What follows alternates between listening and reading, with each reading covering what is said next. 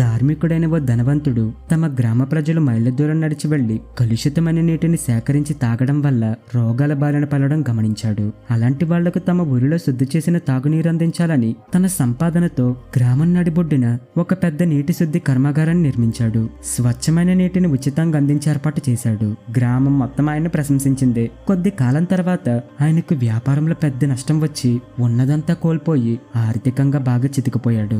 బంధువులు స్నేహితులు ఆయన్ని పరామర్శించడానికి వచ్చినప్పుడు వాళ్ళు ఆయనతో ఇలా అన్నారు: నీ దగ్గర డబ్బున్నప్పుడు ఆ ప్లాంట్కి తగలేశావు, దాన్ని వ్యాపారంలో పెట్టి ఉంటే ఈ రోజు ఇంతలా నష్టపోకుండా ఉండేవాడివి. ఆయన ఒక చిరునవ్వు నవ్వి ఇలా అన్నాడు: మీరు చెప్పిన విషయం మీరు చూసే కోణంలోంచి నేను చూడటం లేదు. నేను నా జీవితంలో కూడబెట్టిన ధనమంతా పోయినా నాకు మాత్రం ఏ చింత లేదు. ఎందుకంటే నేను ఆ నీటి ప్లాంట్కి వెచ్చించిన ధనం తప్ప మిగిలినదంతా ఏదో ఒక రోజు పోయేదే. నేను స్వచ్ఛమైన నీటిని అందించడం ద్వారా గ్రామ ప్రజల దీవెనలు పొందాను. నేను ఇచ్చింది శాశ్వతంగా నిలిచిపోయింది. నేను ఇవ్వనిది మాత్రమే వ్యర్థమైపోయింది.